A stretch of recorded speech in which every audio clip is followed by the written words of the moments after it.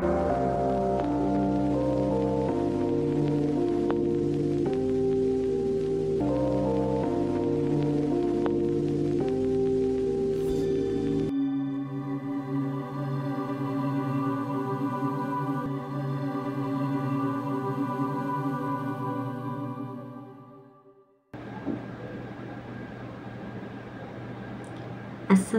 আলাইকুম। মানুষ তার দেহ, মন ও আত্মার সংমিশ্রণে এক পূর্ণাঙ্গ সৃষ্টি। কিন্তু কেন আমরা অনেক সময় জীবনে অশান্তি অনুভব করি? কারণ এই তিনটি, দেহ, আত্মা ও মনের মধ্যে ভারসাম্য নষ্ট হয়। আজকের আলোচনায় আমরা জানব কিভাবে এই তিনটি উপাদান একত্রে কাজ করে, আমাদের জীবনকে উন্নত করতে পারে এবং কিভাবে আমরা এই ভারসাম্য ধরে রাখতে পারি। দেহ, আত্মা ও মনের পারস্পরিক সম্পর্ক।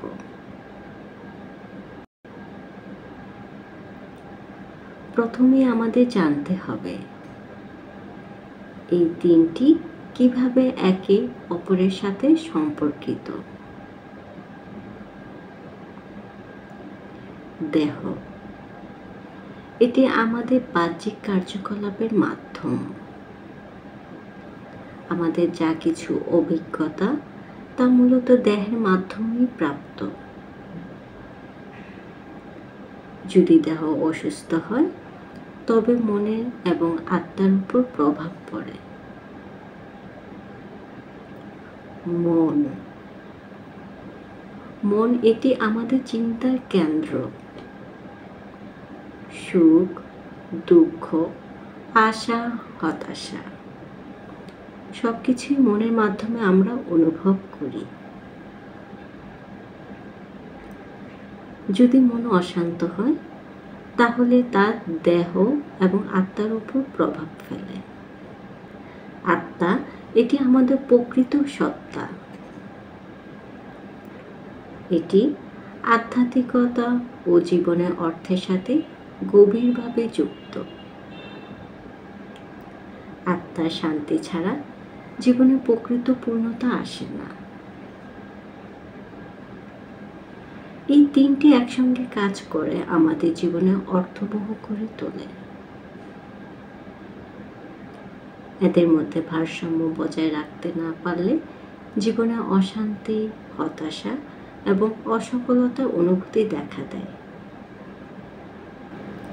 ভারসাম্য ধরে রাখার কৌশল। এখন প্রশ্ন হলো, কিভাবে আমরা এই তিনটি উপাদানের ভারসাম্য বজায় রাখতে পারি? কিছু কার্যকর কৌশল নিয়ে আমরা আলোচনা করব। দেহের জন্য নিয়মিত ব্যায়াম। প্রতিদিন অন্তত 30 মিনিট হাঁটা, যোগ ব্যায়াম বা হালকা শারীরিক ব্যায়াম করুন। সঠিক খাদ্যাভ্যাস, প্রাকৃতিক এবং পুষ্টিকর খাবার গ্রহণ করুন। পর্যাপ্ত ঘুম। দিনে অন্ততপক্ষে 7 থেকে 8 ঘন্টা ঘুমানো অত্যন্ত জরুরি। মনের জন্য ধ্যান ও মাইন্ডফুলনেস। প্রতিদিন অন্তত 10 থেকে 15 মিনিট ধ্যান করুন। এটি মানসিক চাপ কমায় এবং চিন্তাগুলো স্থির করে। পজিটিভ চিন্তা। নিজের প্রতি সদয় থাকুন এবং নেতিবাচক চিন্তা এড়ানোর চেষ্টা করুন। সৃজনশীল কার্যকলাপ, পেন্টিং, সঙ্গীত বা লেখালেখির মতো কাজ মনের জন্য আরামদায়ক হতে পারে। আত্মার জন্য প্রার্থনা ও ধ্যান। আত্মার সঙ্গে সংযোগ স্থাপন করতে প্রতিদিন প্রার্থনা করুন।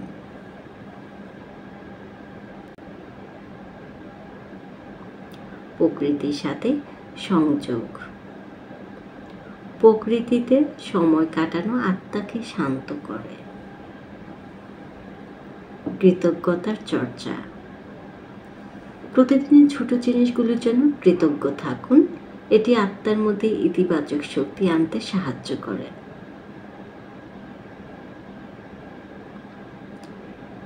তিনটি সমন্বয় মানব জীবনের উন্নতি।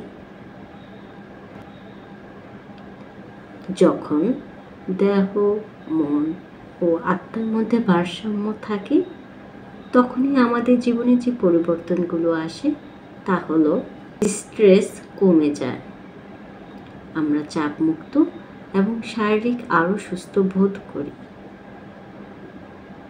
সম্পর্কগুলো আরও মজবুত হয়, মন ও আত্মার শান্তি আমাদের আচরণে ইতিবাচক প্রভাব ফেলে, সিদ্ধান্ত গ্রহণ সহজ হয়, স্থির মন এবং শান্ত আত্মা সঠিক সিদ্ধান্ত নিতে সাহায্য করে। জীবনের উদ্দেশ্য পরিষ্কার হয়। আত্মার সঙ্গে সংযোগ স্থাপন করে আমরা জীবনে গভীর অর্থ খুঁজে পাই। উদাহরণস্বরূপ, অনেক মানুষ প্রার্থনা, ধ্যান বা প্রকৃতির সাথে সময় কাটিয়ে তাদের জীবনে ইতিবাচক পরিবর্তন আনতে পেরেছেন। আধ্যাত্মিক জীবনযাপনের পদ্ধতি। একটি আধ্যাত্মিক জীবনযাপনের জন্য কিছু ধাপ অনুসরণ করতে পারে। ধ্যান বা যোগ ব্যায়াম। দিন শুরু করুন ধ্যানের মাধ্যমে। এটি আত্মার সাথে সংযোগ স্থাপন করবে। দৈনন্দিন রুটিনে শৃঙ্খলা আনুন। প্রতিদিন নির্দিষ্ট সময়ে কাজ এবং বিশ্রাম করুন। দানের চর্চা করুন। দান বা সেবার মাধ্যমে আত্মার পরিপূর্ণতা অনুভব করা যায়। নিজেকে সময় দিন, আত্মবিশ্লেষণ এবং নিজের অনুভূতির প্রতি মনোযোগ দিন। আধ্যাত্মিকতা আমাদের শুধু ব্যক্তিগত শান্তি দেয় না, বরং সমাজেও ইতিবাচক পরিবর্তন আনে। বন্ধুরা, জীবনের প্রকৃত আনন্দ ও সফলতা লুকিয়ে আছে দেহ, মন ও আত্মার ভারসাম্য। এটি একটি যাত্রা বা ধৈর্য প্রয়াস এবং আত্মবিশ্বাসের মাধ্যমে অর্জন করা যায়। আজই শুরু করুন এই তিনটি উপাদানের প্রতি যত্ন নেয়া। আপনারা কিভাবে দেহ, মন ও আত্মার ভারসাম্য বজায় রাখছেন কমেন্টে জানান। এই ধরনের আরও অনুপ্রেরণামূলক ভিডিও পেতে আমাদের চ্যানেলটি সাবস্ক্রাইব করুন। ধন্যবাদ।